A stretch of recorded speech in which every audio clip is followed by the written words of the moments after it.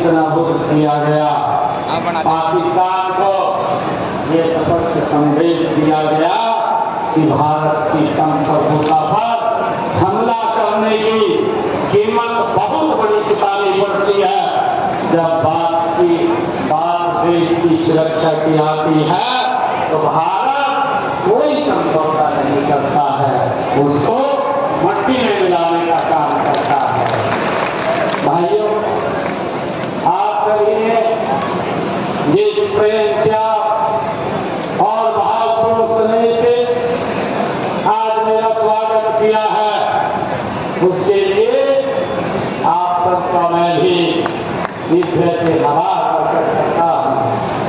मैं आपके जोश, आपके उत्साह और ऊर्जा ये महसूस कर रहा हूं। आपकी आंखों में भविष्य के सपनों की चमक देखकर मुझे पूर्ण विश्वास है कि महेंद्रगढ़ का भविष्य ये स्वर्णिम भविष्य है। यह विकास की राह पर तेजी से आगे बढ़ेगा। आज भी मैं यहाँ जब महेंद्रगढ़ के में आया हूँ, आप लोगों के बीच में आया हूँ, मुझे ये बताते हुए ये बड़ी खुशी का, गर्व का अनुभव हो रहा है कि मैंने यहाँ पर 152 करोड़ 87 लाख रुपए की लागत के 30 परियोजनाओं के उद्घाटन और शिलान्यास किए हैं।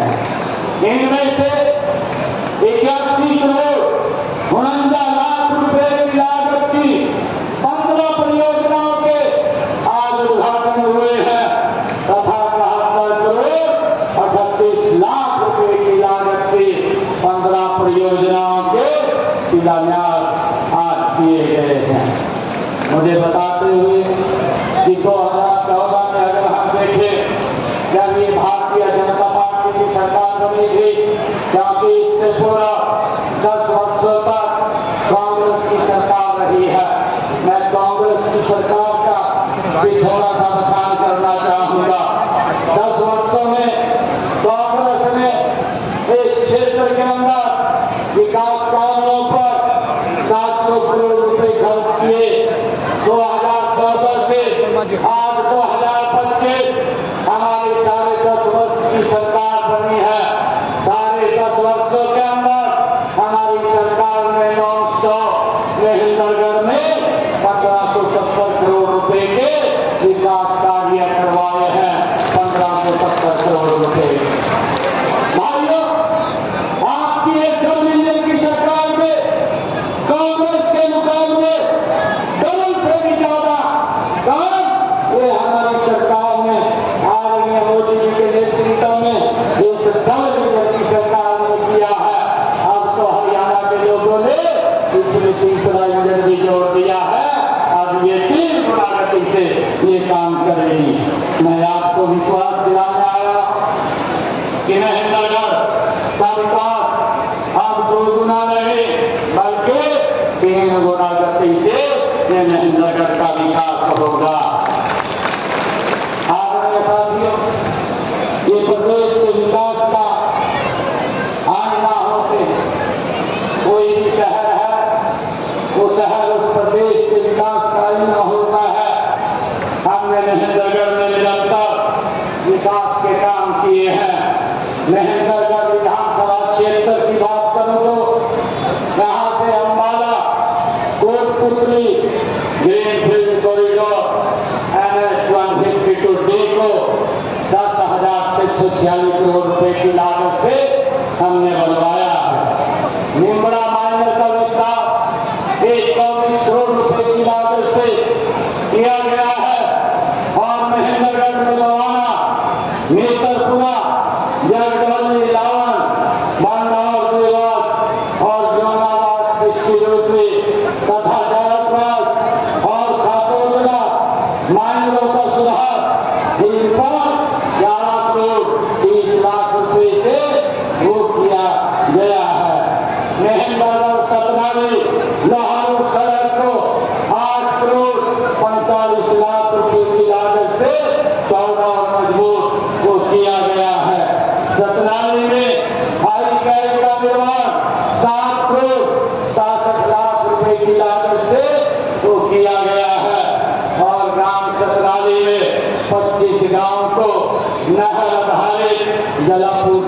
परियोजना स्थापित करने का काम 124 करोड़ 47 लाख रुपए की लागत से वो चल रहा है। हेरिटेज सर्किट महेंद्रगढ़ माधोगढ़ रेवाड़ी को विकसित किया जा रहा है। इसके अंतर्गत महेंद्रगढ़ किला रानी महल तथा बावड़ी का विकास वो किया जा रहा है। इसके अलावा माधोगढ़ किले के आसपास के क्षेत्र को विकसित किया जा रहा है।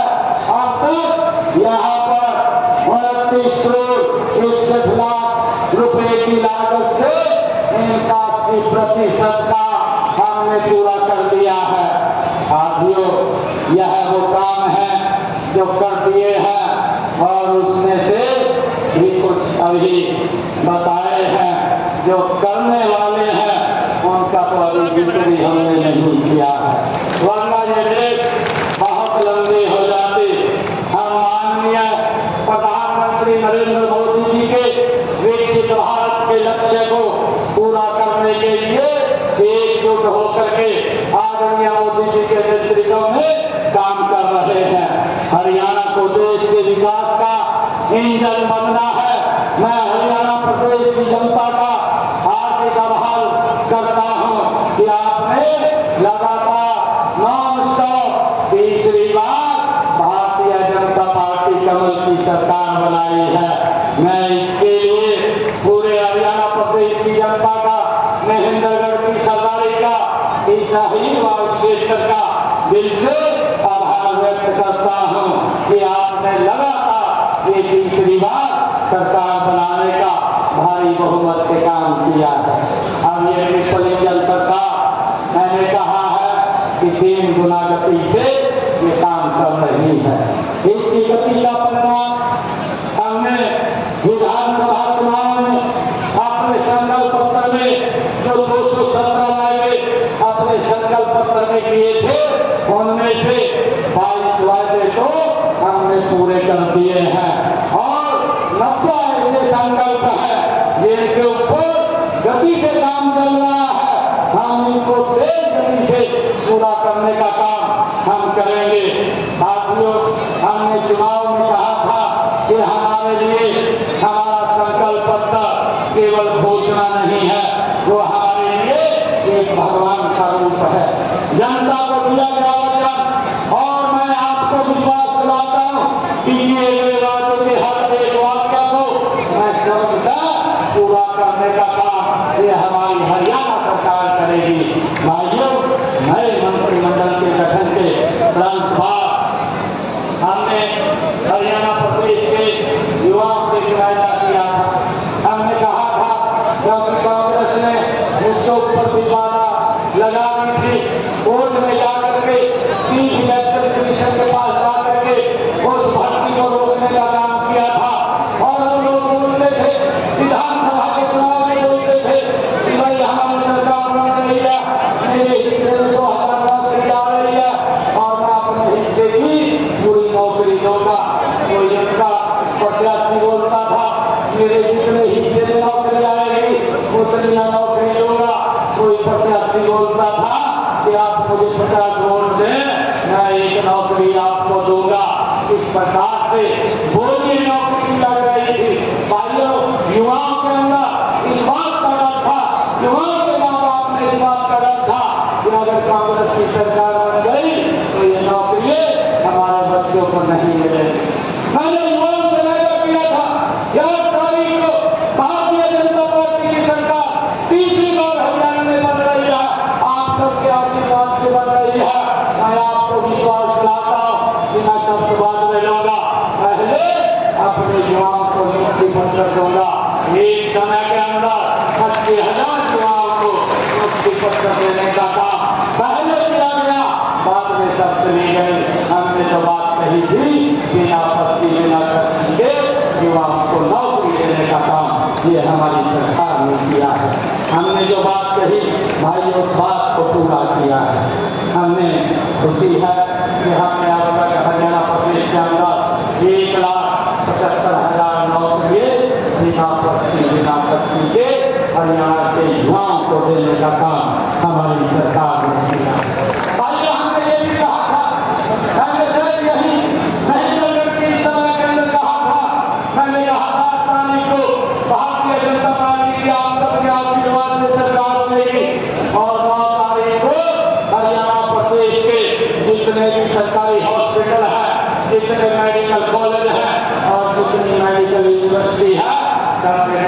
फ्री हो जाएगा। और भाइयों 9 तारीख को हरियाणा प्रदेश में डायलिसिस फ्री हो गया, किसी का कोई 5 पैसा नहीं लग रहा है। भाइयों हमने ये भी कहा था कि हमारे जो कॉलेजों के एक्सटेंशन लेक्चरर हैं, जो हमारे अतिथि अध्यापक हैं और जो तकनीकी शिक्षा अनुबंधित कर्मचारियों, अतिथि शिक्षकों, ऐसे सबको सुरक्षित करने का काम हमारी सरकार करेगी और हमने उसको पूरा किया है। भाइयों हमने ये भी कहा था अपने संकल्प पत्र में कि हमारी सरकार आएगी, ये हरियाणा देश का पहला ऐसा राज्य है जो अपने किसान की 100% फसल MSP पर खरीदेगा।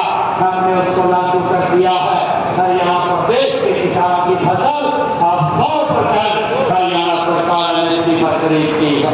भाइयों हमने 12 लाख किसानों के खाते में 1,47,000 करोड़ रुपया भाइयों उनके खाते में डाले, उनके खरीद की फसल का भेजने का काम किया है।